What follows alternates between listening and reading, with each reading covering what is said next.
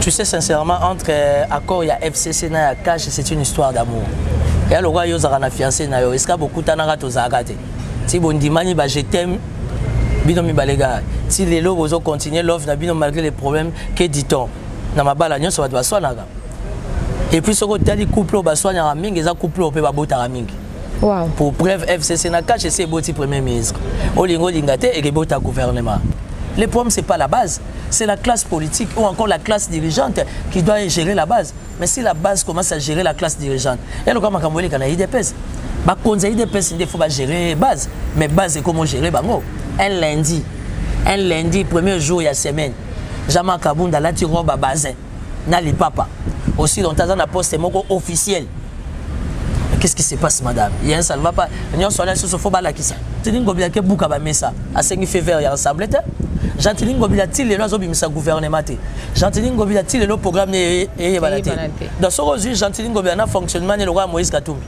Donc batubaya ko embrayer classe politique na Congo bangwala. Et ko panzala muka zana. Mutapanzi la muka c'est Moïse Katumbi. Ndeni ba yokani déjà qui constat à tour de rôle parce que fayu alobi okendo yamba bemba. Mais à Goyamba, Moïse Katumbi. Moïse Katumbi n'est pas sérieux. Moïse Katumbi ne joue pas franchi. Moutazo Bomalamuka, c'est Moïse Katumbi. Il y a un Bible, Moïse pas Kota Kanate. Pour comportement des acquis corrects. Ça, c'est le comportement de Moïse Katumbi. Ici.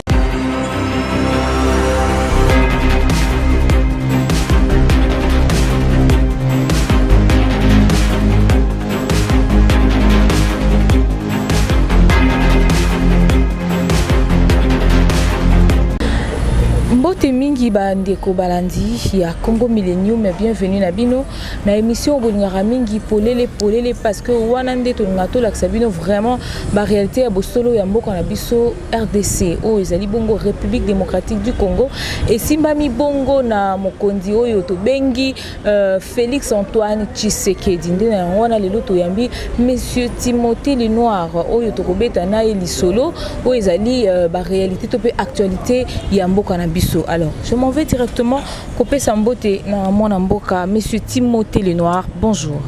Bonjour madame, merci beaucoup pour l'invitation. Dans le cas Congo Millennium Kala, Congo Millennium c'est avec Ricky, non? Bien sûr. Ricky Dibens. Ricky Dibens, il faut y sa chef na yo ana nyongolanga na ozela nyongolanga. De pas prometanga moi lo côté de lo western et kangama. La famille. Il s'est na zela. Donc merci pour l'invitation. Naza à disposition na yo. Timothée, pourquoi Timothée Lenoir? Yom touza pembe boye, bati souba Lenoir. Mais ti noir ou bien né? Non. Timothée Lenoir est sa sobriqueté. Je suis de la famille Efika Lenoir. Ngai morondesko na balola ngo Lenoir Efika. Ils ont ça la contraste. Ça veut dire mutaza pembe na kombo ya Lenoir. Ça attire l'attention des gens. Donc comment on appelle? Eza nango kombo na ngai, eza nango na ndenga mabete. Donc dans la famille Efika Lenoir, maintenant la balola Lenoir Efika, donc Timothée Lenoir Efika, c'est vraiment le nom de la famille. Merci beaucoup, mais dans mon les couleurs, écharpe bien respectée là, c'est significatif ou bien fort, mais car. Nasimbiso. T'es na tuni, na tuni kaka. Ngape na tuni aussi écharpe. T'es yo bandana. Non, écharpe eza ngai. Pour mikolo nazaka na écharpe. On a bien simbisa. Nayebi ki yo ça, et là on ça les significations. Yo on tout na to yeba. Non, ezaka ezaka style, j'aime bien et puis ezaka couverture spirituelle faisala. Bon coiffure. Hein? T'es coiffé comme Ekate, on a un baboutou, il faut nazo taille belle pour nous expliquer. Quand tu vois un beau gosse comme moi, très intelligent, je laisse les cheveux comme ça veut dire que je suis en train de communiquer un message. Et les bateaux va comprendre l'utilité là. Donc c'est un peu ça. So on va expliquer oh ça grippe émission et bébé on va problème avec qui. C'est bah si mato ça dans émission hein. Ah si, il y a pas de problème mais pas dans tabou exact. Tu sais madame, tous en mboka démocratie hein. Motunya soit libre hein. Nga naza chrétien catholique. Nga ce qu'on a kota makasi na catholicisme, moi makasi. Donc on a rolé ka koute pe ba sangwe belé. Mais j'ai beaucoup de respect pour l'ambassade Nzambe, malgré que je suis chrétien catholique, na respectera ba pasteur, malgré que ba pasteur à Congo baza ba aventurier ba tente. Na respectera peu bata Rose Croix, na respectera peu bata Maïkari, bata Nkaka, ba Rose Christian. Moi je suis un démocrate, quelqu'un de rationnel, et je respecte ma confession à Moutouna Moutou. Outaï Koloba wa qui est un pays moko démocrate, mais est-ce que monsieur Antoine Félix Tshisekedi accord wana signé avec Joseph Kabila, c'était parce qu'il était libre ou bien fallait qu'il réponde à certaines réalités? Tu sais sincèrement, entre accord il y a FCC na ya cash, c'est une histoire d'amour. Et alors yo zara fiancé na yo, est-ce que beaucoup tanaka to zakate. Si bondimani ba je t'aime bino mi balega. Si les lots vous continuer l'offre na bino malgré les problèmes que dit-on. Na mabala nyonso ba swanaka. Et puis ce côté du couple ba swanaka mingi za couple pe ba botara mingi. Wow. Pour preuve FCC na cash c'est boti premier ministre. Olingo lingate et bota gouvernement. Donc voilà, accord avec Bolingo na bango, je vais pas trop m'atteler sur ça, mais pas ces accords na ba jeune, ndenge ba Hollanda makambo ango sans contrôle, sans maîtrise. Donc c'est malheureux, mais moi je suis quelqu'un de très flexible. Les balles à FCC na cash, na pesi bango longue vie, ba bota bane belé, ba zona ba koko, biso toza ko observer. Non mais est-ce que au moment où que population ils ont peine parce que apparemment surtout hier ils qui maman na trouble UDP ça habite au tikate, les balles on a le quoi to éviter moi si nani mobile nani faut ka ekufa. Vous n'êtes pas d'accord avec ça? Pas du tout. Pas du tout. En fait, bata UDP faut pas comprendre que les loba commis parti, il y a chef de l'État. Comme on dit dans un bon français, c'est les partis au pouvoir. Tant vous êtes parti au pouvoir, ça veut dire qu'il faut vous en avoir manière de vivre. Tu vois, l'IDPS n'est plus... Là, c'est au niveau du parti. Non, non. L'IDPS, c'est ce parti opposition, t'es madame. Et ça parti, il y a pouvoir. Et dans le pouvoir, il y a un accord, il y a une alliance, dans FCC. À partir de l'accord, il y a Moni, Jean-Marc Kabounda, il premier vice-président. Janine Mabounda, il président. Tu vois? Donc, ce qui s'est passé hier, c'est regrettable. Ils ont manque de leadership, peut-être? Non, d'abord, mon pays, la République démocratique du Congo, souffre d'un grand sérieux problème de leadership. Tout ça, c'est un leader à bien été. Tant qu'on leader, déjà député national, va voter dans la circonscription, aussi les canaux télévision pour nous, chef de l'État est inconscient. Aujourd'hui, on est manque de leadership et mémoire. On a des paroles qu'on ne contrôle pas, on a des paroles qu'on ne maîtrise pas. Tout ça pourquoi ça manque de leadership. Et puis, les IDPS n'ont pas perdu, on a besoin de nous, on veut du concret, nous, on veut du réalisme. Hein? Le gouvernement, Premier ministre Azali et Bima Pombo qui est à côté de moi. Dans tous les secteurs, rien ne marche. Tu sais que du fait que le Premier ministre Azawa n'a officiellement installé, ça veut dire que bon, l'été, côté Bima. Même chef de l'État, c'est 3 mois. Bon, l'été, côté Bima, traçabilité. C'est sûr. Or, la si, or, République fonctionne. Na primature. Est-ce que tu sais que moi j'étais collaborateur de Badi Banga. J'ai travaillé avec Badi Banga, Sami Badi Banga, na primature. Est-ce que même fonctionnement il y a présidence de la République et où tu as la primature. Donc ça veut dire que si aujourd'hui la primature et que gouvernerait Zate ou encore plutôt gouvernement Zate, ils ont déstabilisé Mboka. Ça veut dire Moutouna secteur naé, azo quoi là? Moi je pense que ils ont fait partie d'un accord dans Bango. Non. Il y a FCC cash. Madame, là n'est pas la question. Parce que tout ce que le président fait, il faut que Kabila allo banane. Yénano. Bazo potana pendant rétablir poste à Moutou, il faut boyer voilà même que le gouvernement. Non, ne bimité n'y a pas de la FCC. Non, moi je vais te dire une chose. Moi je veux vraiment que, comme on dit en français, tout tombe la débat. Joseph Kabila na Félix ba binemité. Moi je suis un indépendant. Naza muta FCCT na muta KHT na muta la mukate. Nga naza indépendant. Joseph Kabila na Félix ba yokani ba tambola ensemble. Tu peux sa chance na bolingo na bango. Mais na kata bolingo na les plus importants c'est biso peuple. Nous attendons des résultats. Nous voulons voir ce qui est palpable, ce qui est visible. Na kata ba distraction na ba guerre sans ma colonna maboko, les pays est stationné. Mais ce bazo potana déjà c'est que bon moko ezate. So ba yo kana ki vraiment bien ben ba déjà qui a autocha premier ministre tel a autocha tel na primature a autocha na députation autocha na provincial les a déjà bien classifié mais ça se voit à l'œil nu politique et ça ba contrainte belé oyebi ndako là la rato est-ce que tangate toi tu es un petit chéri non est-ce que ba problème dans un couple tu vas expliquer ça à tout le monde. Ça veut dire que dans chaque couple il y a des problèmes tout comme ba problème on est koko panzabino tout comme ba problème on est koko sala ke bo vanda. Mboka Kakande ils ont souffert. Pourquoi? Parce que nous attendons un gouvernement responsable. Et puis dans le cadre de ce gouvernement, il faut que ça soit indépendant. Biso soit indépendant, il faut que ça soit un droit à vie. Côté société civile. Est-ce que? Non, mais tout revient au chef de l'État. Le chef de l'État a un problème de constitution, de l'inconstitutionnalité. Ça veut dire que le chef de l'État, pour Azala à l'aise, abattre le pouvoir, il faut à côté ça soit indépendant. à cause de sa société civile, à cause de sa confession religieuse. Pourquoi? Parce que ça a une majorité parlementaire, ni dans le Sénat, ni dans l'Assemblée nationale, ni dans l'Assemblée provinciale. Donc, ce qu'on dit, le gouvernement, FCC, c'est lui le partant. Oh, tant qu'on ça équilibre. D'abord, il y a l'équilibre stratégique au travers des provinces, et puis tant qu'on compte l'équilibre société civile et côté, biso indépendant peut au côté si peu la confession religieuse, automatiquement on va constituer 30 à 35% tout autour de lui. Les FCC n'aura que 60-65%. Au lingo lingaté politiquement, poids et osala. Mais ce que le chef de l'État a permettre, le gouvernement et Bima, que sur 45 ministres, 40 ministres, basé à FCC, c'est lui qui perd. Hein? Mais le chef de l'État, tout en étant le garant des institutions, il a le plein pouvoir de s'imposer et de s'opposer. Nous sommes dépendre de la papa le peuple d'abord. Parce que le peuple d'abord, au travers de l'indépendant, société civile dans la confession religieuse. Tu sais bien que nous sommes un pays laïque, dont le christianisme domine. Dans le christianisme, il n'y a pas que des églises de réveil. Aujourd'hui, nous sommes catholiques, aujourd'hui, nous sommes protestants. D'abord, les catholiques ont confiance. Si le lobe a relâché, non, madame, mais c'est les catholiques qui nous ont amenés à tout ça. Ce qui y a les accords de OIA, les accords de Saint-Sylvestre, c'est parce que l'église catholique s'est impliquée. Et il y a un pasteur qui a dit Badadi n'a pas tenté. Le lobe a dit Badadi. Badadi musu ba koti tina makambo équipe. Mais Badadi ba kote mamona ba tolibo sote bino nde bozaki ki non banté. L'église catholique l'église catholique madame nous sommes venus pour nous décrisper situation où il peut de l'eau alternance. Il faut vraiment qu'on apprenne à être reconnaissant. Alternance à quel niveau? Hein? Non, alternance au lingo lingate alternance parce que Joseph Azate Félix Aza. Ata bazana bolingo na biso to ko tate. Ndako wana to la raté, chambre wana to ko raté. Masole beta mana kati to yebite. Siko koto tozo c'est le gouvernement ebima. Bipa yo pe bandeko ba komaki déjà ba député ba invalider bango po bazwa batu na bango bazongisa na bisika wa. Non, ça veut dire que nous sommes en République démocratique du Congo.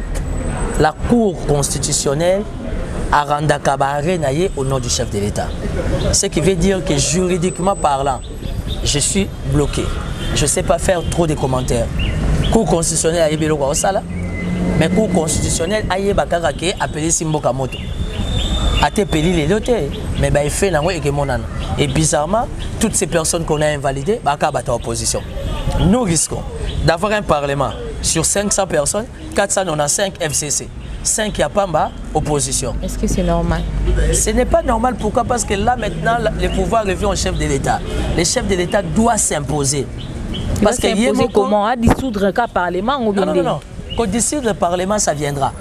Mais il y a 2-3 éléments qu'il faut remplir. Il faut faire attention. Parce que les chefs peuvent se balancer. Ils peuvent s'engager. Dans sa procédure, au moins, il y a retour. C'est pas la politique, madame.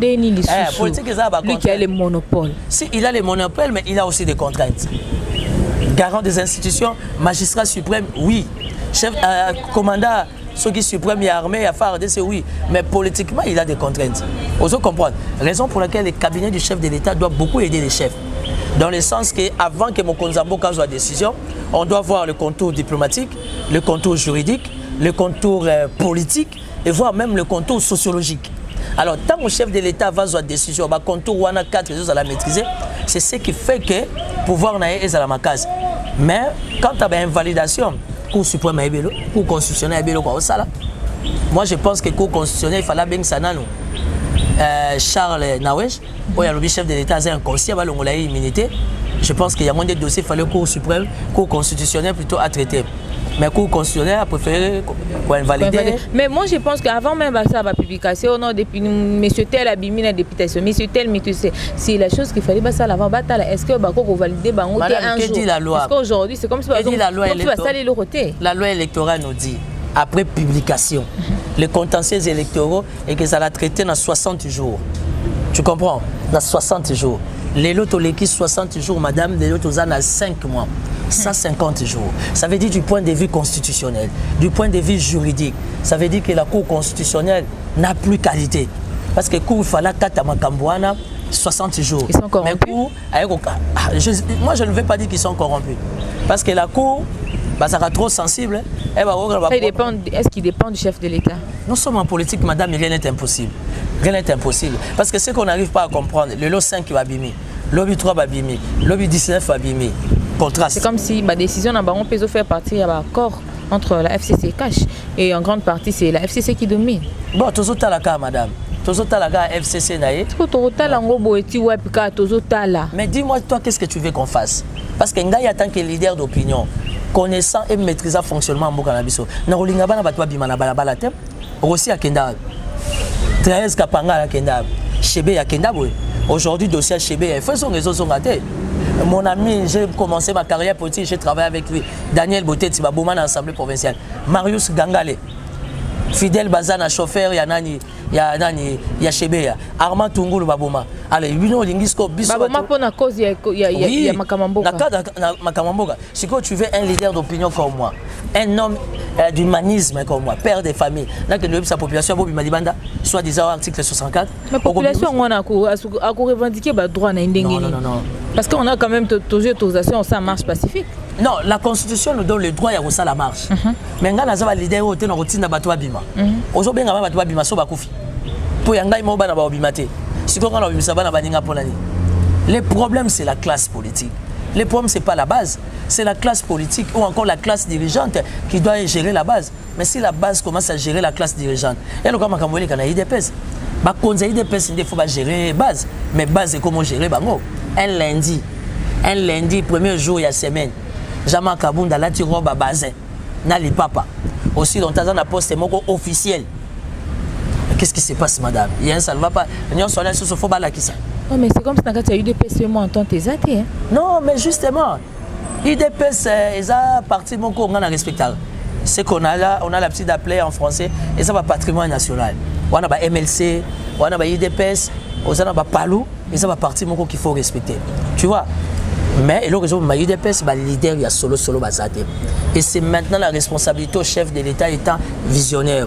Ça veut dire que la classe moko costaud et solide, à cause de sa bangwana, va gérer bord. Apparemment, il n'a plus le temps de veiller sur l'IDPS. Il doit avoir le temps, parce que son soubassement politique, c'est l'IDPS. Mais le chef de l'État joue à la flexibilité à Tchekabou.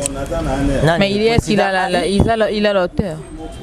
Je ne sais pas si je vais dire il a l'auteur ou pas. Pourquoi on a la base, au base et lobby, au base et lobby. Base des populations. Ah. T'es base de catégorie à Batumoro Boé. Mais avec tout ce qui se passe là, on peut donner raison à Martin Fayoul. Si. Parce qu'il nous avait prédit déjà qu'il y aura soulèvement. Et Bakantaki Azolo, on peut inciter masse. Et aujourd'hui.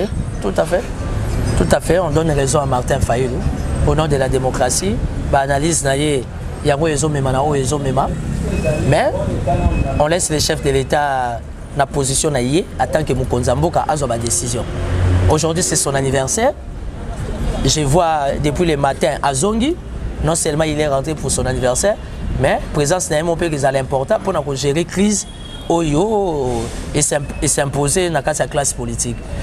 C'est la démocratie, madame. Nous ne voulons pas, personnellement, je ne vais pas trop juger les gens. Dans la ligne totale. Parce que le peuple congolais, il faut que vivre événement. Parce que ce que l'objet va comprendre, c'est que les jeunes, les bundi, les jeunes, les bétani, les jeunes, les bétani, milangi, les zoki, les bêtis, comme ce n'est pas permis. Et ça va perdre, tout ça, les bandeko, les gens qui aider biso. Les lots, ceux plus de 100, plus de 150, les moto, les bétami à tête reposée. C'est pour gagner quoi? On n'a pas besoin de tout ça. Le combat est politique. Il faut les mener dans un terrain politique. Pourquoi les leaders problème bongo? Ça, c'est méchant.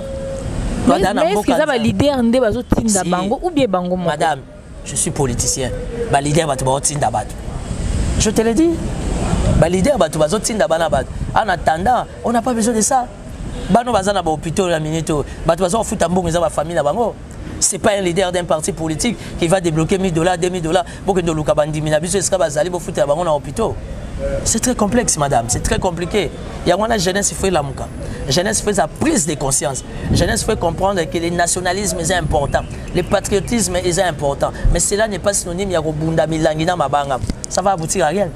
Mais la jeunesse, là, la majeure partie de tous les partis politiques, apparemment, les partis jeunes. Pas apparemment, les partis politiques, ils ont jeunes. Comment utiliser les jeunes pour descendre dans la grande rue et faire de n'importe quoi.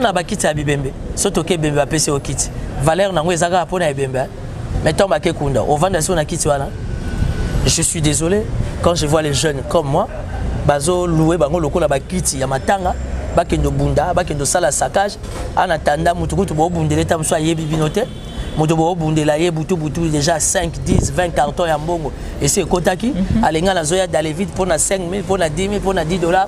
Non, moi je suis pas dans la catégorie ba jeune wana. Finalement to comme lemba ko pesa ba jeune à Congo, surtout ya Kinshasa conseil.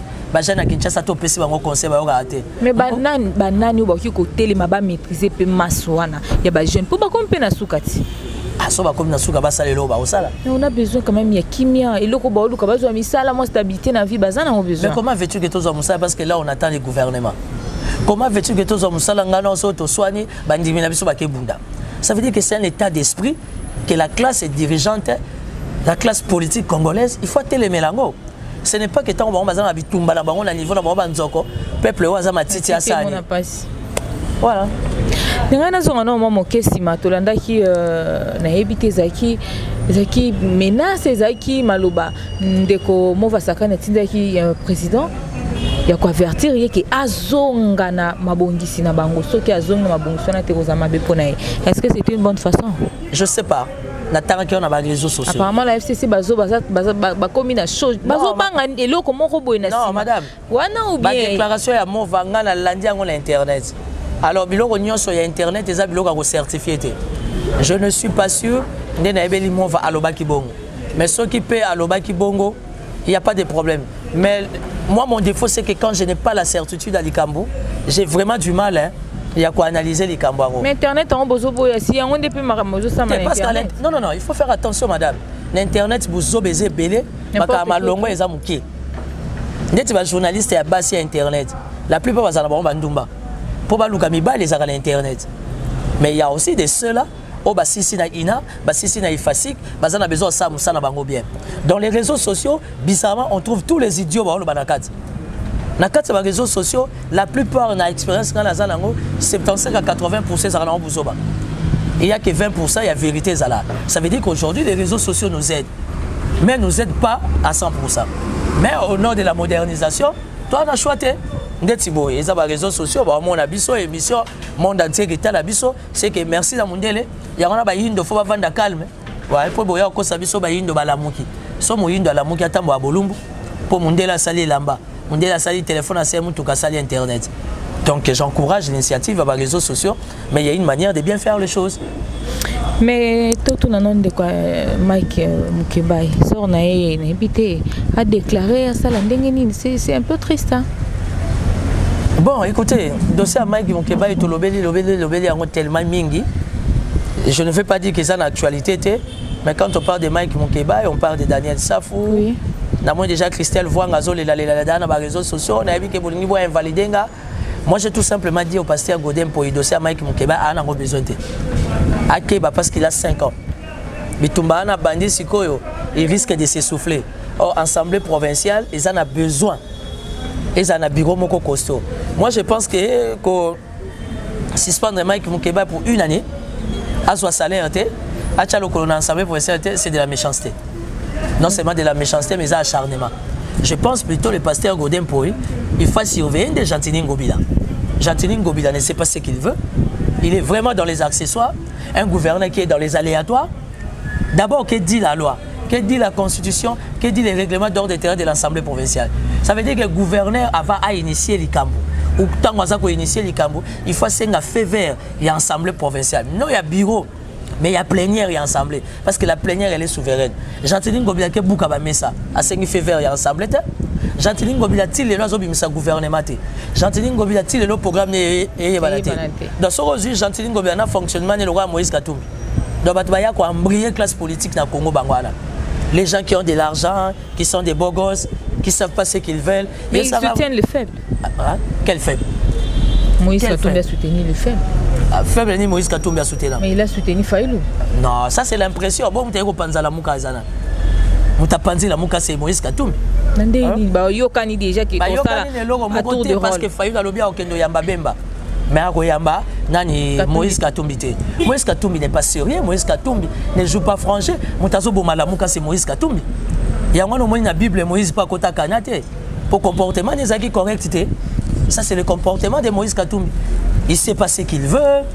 Moïse Katumbi, pour ton information, tant que gouverner na Katanga, a teka ba koni, nguba, madeso, farine, pétrole, a fouta ba importé. Bani a dans le redressement. Mais il n'est pas le seul. Tu dis pas dirigeant classe politique et belé, bah on fout ba importé. Si les lots bazali. Belé balia bambonga FPI, ba Germain Kambinga, ba nan, ba c'est belé balia bambonga FPI.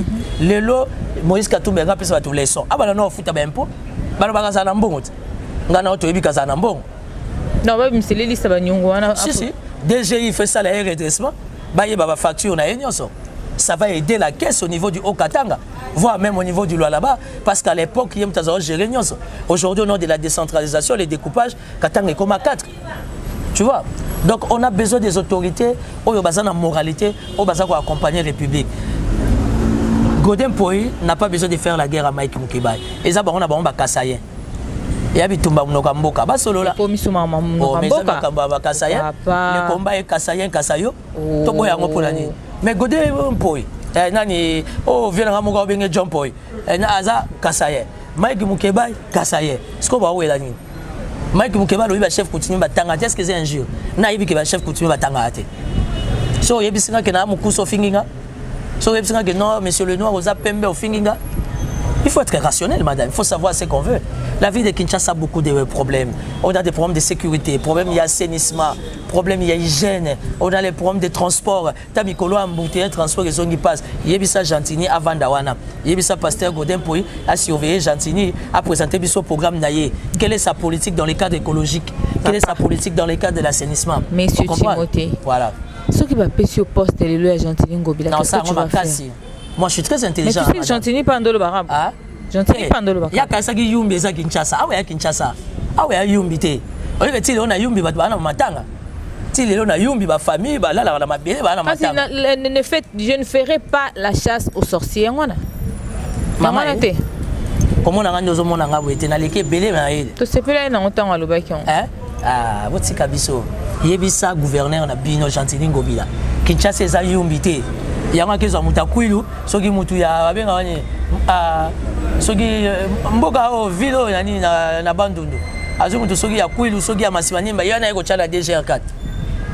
Kinshasa c'est réalité. Kinshasa c'est la ville province capitale madame. Là où siègent toutes les institutions en commençant par l'institution chef de l'État avec les corps diplomatiques. Quand vous avez un gouverneur oya la mukana vers à champagne na tongo ok bumbu mukoni. Yebsanga okende selemba mukoni.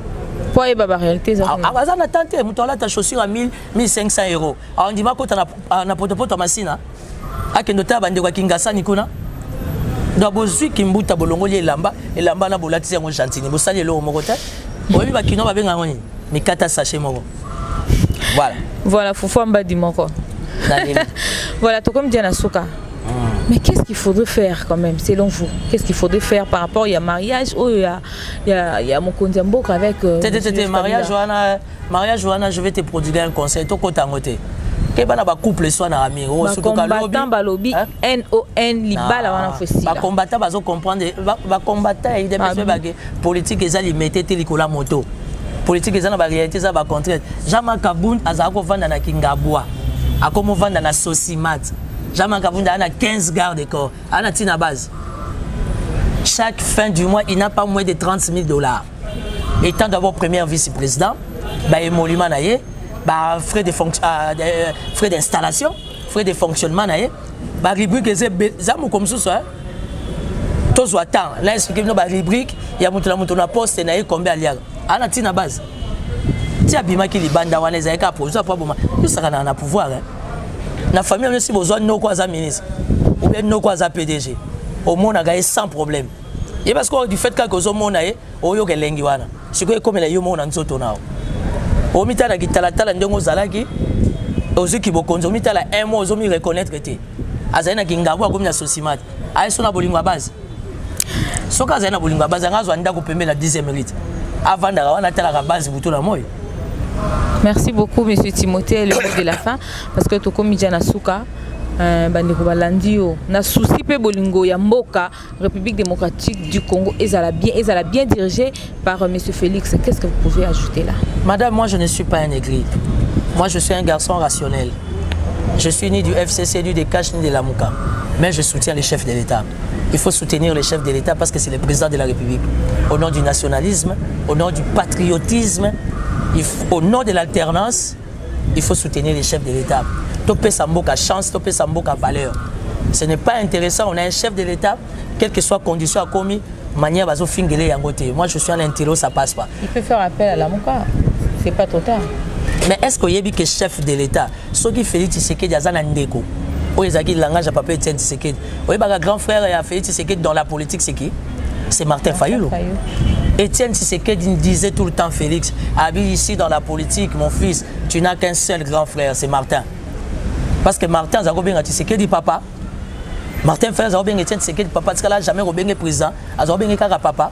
Moi j'ai vu Etienne Tshisekedi à Faden House chez Martin Fayulu.